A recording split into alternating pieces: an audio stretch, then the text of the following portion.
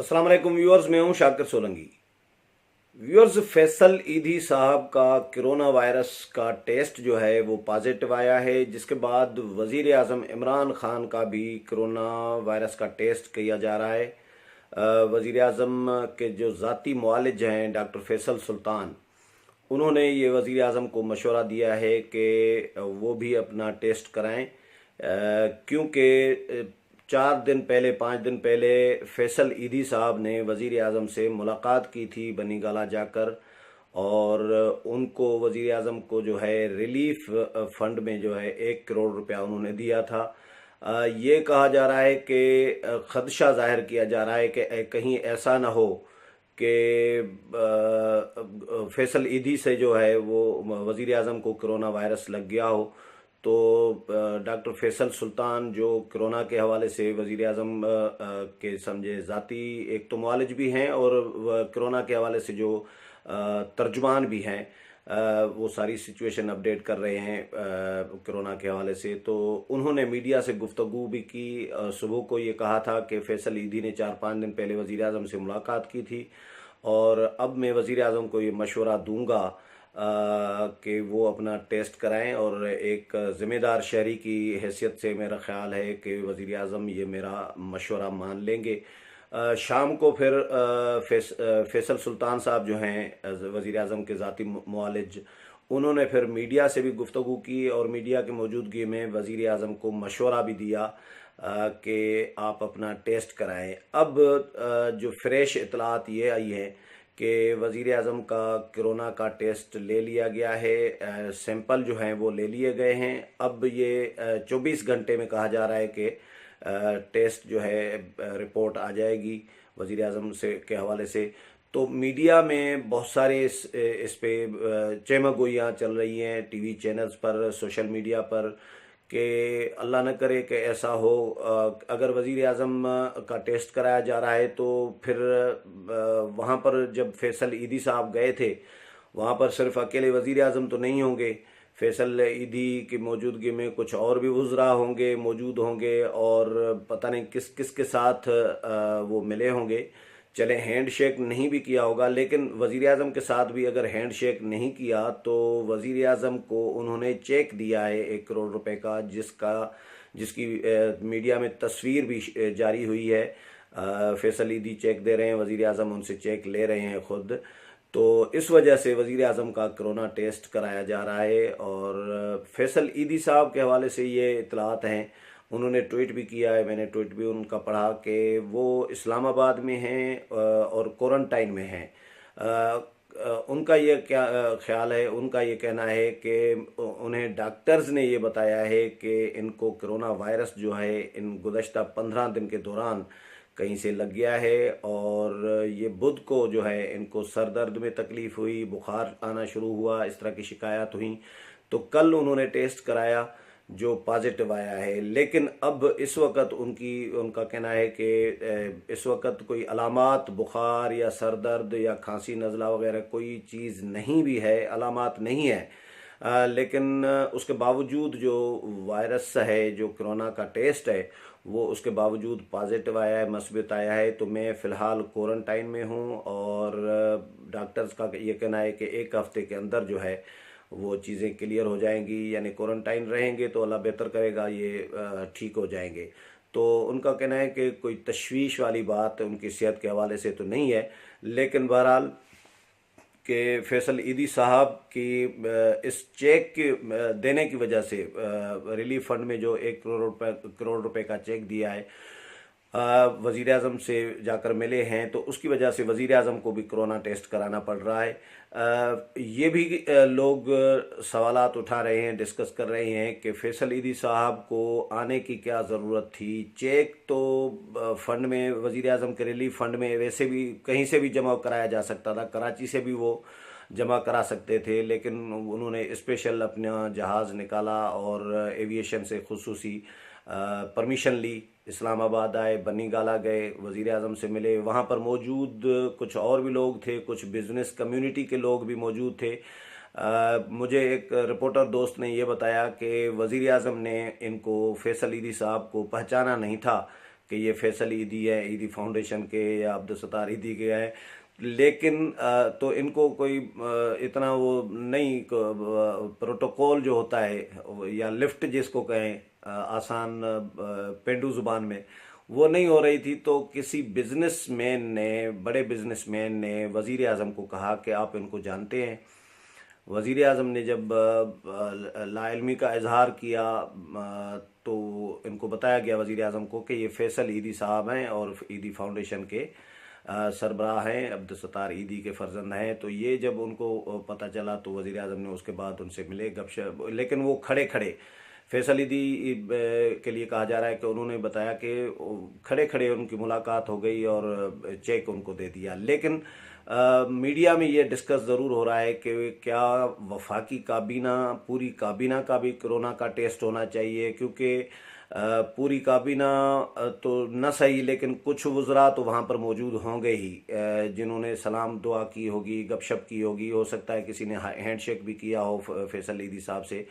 तो ये एहतियातन है, ये वैसे कोई कोरोना तो अल्लाह न करे, अल्लाह करे ये जल्द ख़त्म हो जाए पाकिस्तान से भी, पूरे मुल्क भर से भी, पूरी दुनिया भर से। लेकिन पाकिस्तान के हालात जिस तरह जा रहे हैं, बड़ी तशवीशनाक सूरत हाल बनती जा रही है। कुछ देर पहले तक तो 9,500 जो पेशेंट हैं पाकिस्तान में हो चुके हैं, यानी 10,000 के करीब होने को हैं। सबसे ज़्यादा पंजाब में हैं, सेकंड पर जो है सिंध में है, बाकी सूबों में इस तरह कम है बाकी सूबों में, लेकिन ये तेज़ी से बढ़ रहा है, फैल रहा है। और जितना लॉकडाउन में सिंध ने सख्ती की हुई है तो सिंध की रफ्तार स्लो हुई है, बाकी सूबों ने लॉकडाउन में नरमी की है तो वहाँ पर रफ्तार तेज़ हुई है। वज़ीर आज़म मुसलसल कहते रहे कि लॉकडाउन सख्त हम नहीं कर सकते। एक तरफ लॉकडाउन कर रहे हैं तो लोग भूखे मर जाएंगे अगर लॉकडाउन करेंगे, तो अगर लॉकडाउन नहीं करेंगे तो लोग वायरस से मर जाएंगे। मतलब ये कैसी कैफियत है कि लॉकडाउन कर भी नहीं सकते, अगर करना चाह रहे हैं तो लोग भूखे मर जाएंगे, अगर लॉकडाउन में नरमी कर रहे हैं तो ये वायरस तेज़ी से फैल रहा है। तो ये बड़ी तशवीशनाक सूरत हाल है मुल्क भर में और पूरी दुनिया में। अमेरिका में तो बहुत ज़्यादा, कोई 42,000 से ज़्यादा लोग मर चुके हैं। पाकिस्तान में 200 से ऊपर फिगर चला गया है, 200 हो चुके हैं जो डेथ है लोगों की, 200 लोग फौत हो चुके हैं इस वायरस में। तो ये सूरत हाल है। हुकूमती इक़दामात, मैं तो पहले भी तनकीद करता रहा हूँ हुकूमत पर, लेकिन हुकूमती लोग ये समझते हैं शायद कि वो अपना जो काम है वो ज़बरदस्त कर रहे हैं, जो नज़र नहीं आ रहा। अगर काम होता तो नज़र आना चाहिए था। काम ब्रीफिंग्स में नहीं बताया जाता, काम खुद बोलता है, नज़र आता है। चीफ जस्टिस ऑफ पाकिस्तान, जितनी भी समातें, 3 समातें हुई हैं सुप्रीम कोर्ट में इसी मामले पर, सुओमोटो लिया है इस वायरस पर, तो चीफ जस्टिस ने भी कहा है कि भाई इंतज़ामात और इक़दामात काफ़ी नहीं हैं, हुकूमत कुछ भी नहीं कर रही, मीटिंग खेल रही है। और नज़र भी यही आ रहा होता है। पार्लिमानी कमेटी कायम की है तो वो भी मीटिंग 3 मीटिंगें हुई हैं, लेकिन उसका कोई इनपुट आउटपुट कुछ भी नहीं है, कोई चीज़ नहीं है, कोई रिकमेंडेशन, कोई सिफारशात, कोई, बस वो जिस तरह कहते हैं कि नशिस्तन खुर्दन बर्खास्तन। तो वज़ीर आज़म ने जो टाइगर फोर्स अनाउंस किया उसका क्या बना, उसका भी अभी तक कोई काम कहीं भी नज़र नहीं आ रहा। हाँ, अगर कुछ नज़र आया है तो इल्ज़ाम तराशी एक दूसरे पर ज़रूर नज़र आई है। अगर कुछ नज़र आया है तो हुकूमत के अपोजिशन पर हमले नज़र आए हैं। नेब को एक्टिव कर दिया गया है कि अपोजिशन के ख़िलाफ़ कार्रवाइयाँ करें। आज तो शाहिद खाकान अब्बासी ने यह भी कह दिया कि वज़ीर आज़म, हमें लग रहा है कि वज़ीर आज़म चाहते हैं कि ईद से पहले, रमज़ान की जो ईद है, ईद उल फितर से पहले अपोजिशन के कुछ रहनुमा जो हैं वो जेल में देखना चाह रहे हैं। और इसीलिए नेब को जो है वज़ीर आज़म ने, हुकूमत ने एक्टिव कर दिया है कि नेब इन लोगों के ख़िलाफ़ कार्रवाइयाँ करे। तो अपोजिशन यानी कोरोना का मुकाबला करने के बजाय, कोरोना को ख़त्म करने की बजाय या दबाने की बजाय, हुकूमत और वज़ीर आज़म और नेब के ज़रिए अपोजिशन को ख़त्म करना चाह रहे हैं, अपोजिशन को दबाना चाह रहे हैं। तो ये हुकूमत जब अपोजिशन के साथ लड़ाई में मसरूफ़ होगी तो कोरोना के साथ क्या लड़ेगी, कोरोना के ख़िलाफ़ या उसकी रोकथाम के लिए किस तरह इक़दामात करेगी। कौमी पॉलिसी तो हुकूमत बनाना नहीं चाह रही थी, अपोजिशन की मुशावरत तो लेना नहीं चाह रही, और अपोजिशन की सिफारिशात जो हैं वो तो हुकूमत ने रद्दी की टोकरी में फेंक दिए। लेकिन हुकूमत अपने आप को समझ रही है, आलमी इदारे, मुल्की इदारे, अपोजिशन, आज़ाद मीडिया, आम पब्लिक, आम आदमी भी ये समझ रहे हैं कि हुकूमत कुछ नहीं कर रही। और नज़र भी ये आ रहा है, ग्राउंड पर यही नज़र आ रहा है कि भाई अगर आपने इक़दामात किए हैं या कर रहे हैं आप, तो फिर रुक क्यों नहीं रहा। सिंध में अगर रफ्तार स्लो हो गई है सख्त लॉकडाउन के नतीजे में, तो आपकी रफ्तार तेज़ से तेज़ तर क्यों होती जा रही है। सिंध में कम है तादाद मरीज़ों की, पंजाब में 4000 से ऊपर चले गए हैं। आपके 9,500 में से 4000 तो आपके एक सूबे में हैं, जहां पर सिंध के बाद में, सिंध में 200-250 हो चुके थे पेशेंट उस वक्त तक, पंजाब में एक भी नहीं आया था। सिंध बाद में पंजाब में शुरू हुए थे, लेकिन पंजाब की रफ्तार तेज़ इतनी हो गई कि 4000 से ऊपर चली गई है। 9,500 टोटल मरीज़ों में से 4000 से ज़ायद जो है पंजाब के हैं सिर्फ।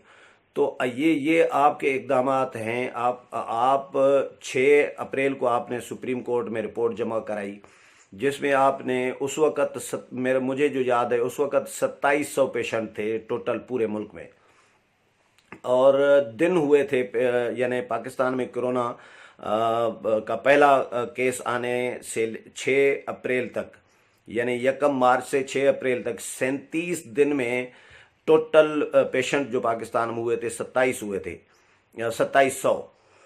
अब 2700 पेशेंट उस वक़्त थे, और आप सुप्रीम कोर्ट में उस वक़्त 6 अप्रैल को रिपोर्ट जमा करा रहे थे। आपके जो मुशीर सेहत हैं और अटारनी जनरल हैं उन्होंने जमा कराई, तो उन्होंने कहा कि ये 25 अप्रैल तक जो है ये 50,000 तक पेशेंट पहुंच जाएंगे। भाई 37 दिन में, यानी 1 मार्च से पहला पेशेंट आया था ना, पहला केस आया था सिंध में 1 मार्च को। 1 मार्च से 6 अप्रैल तक 37 दिन में अगर 2700 पेशेंट हुए हैं, तो 6 अप्रैल से फिर 25 अप्रैल यानी 21 दिन, जो आने वाले 21 दिन हैं, इन 21 दिन में आप कह रहे हो कि 47,000 बढ़ेंगे, यानी 47,000 से भी ज़्यादा बढ़ेंगे। तो ये आप फिर इक़दामात किस तरह के कर रहे थे। इसमें से अंदाज़ा हो जाता है, या तो आपने टारगेट पहले ही तय कर लिया हुआ है, शायद खुदा जानता है कि इतने तक रेशो, इतने तक तादाद पहुंचानी है, या तो आपके इक़दामात नहीं है, आपने अपनी कैलकुलेशन ठीक रखी हुई है कि भाई अंदाज़ा ठीक रखा है कि इतने तक ये रेशो इस रफ्तार से गया तो इतने तक पहुंच सकता है। तो इक़दामात हुकूमत के बहरहाल नज़र नहीं आ रहे। हुकूमत को इक़दामात इसमें ज़रूर करने चाहिए होंगे कि इसको रोकना कैसे है। लॉकडाउन अगर सख्त नहीं करना चाहती न करें, अच्छी बात है, लोगों को तो ज़्यादा परेशानी ना हो, लेकिन इस वबा को तो रोकें। इसको किस तरह रोकेंगे, इसके लिए कम से कम आपको अगर अपना बात समझ में नहीं आ रही तो बाकी मुल्क के तमाम स्टेक होल्डर्स हैं, आप इदारों की बात नहीं मान रहे, आप अपोजिशन की बात नहीं मान रहे, चले अपोजिशन की ना माने, इदारों की तो माने, सुप्रीम कोर्ट की माने, ISPR की माने। ISPR ने पहले कहा था सबसे आपको कि लॉकडाउन सख्त होना चाहिए, आपने उसी दिन ही बयान दे दिया वज़ीर आज़म ने कि लॉकडाउन हम सख्त नहीं कर सकते, लोग भूखे मर जाएंगे। तो आपने अगर अपनी करनी है, अपना जहन चलाना है, अपनी मर्ज़ी से काम करना है, तो फिर इस वबा को रोकें तो सही। अगर नहीं रुक रही वबा तो कम से कम अपोजिशन की नहीं तो इदारों की तो सिफारिशात या उनका तो मशवरा मान लें। उम्मीद है प्रोग्राम पसंद आया होगा। अगले प्रोग्राम में फिर मुलाकात होगी, तब तक इजाज़त चाहता हूँ। अल्लाह हाफिज़।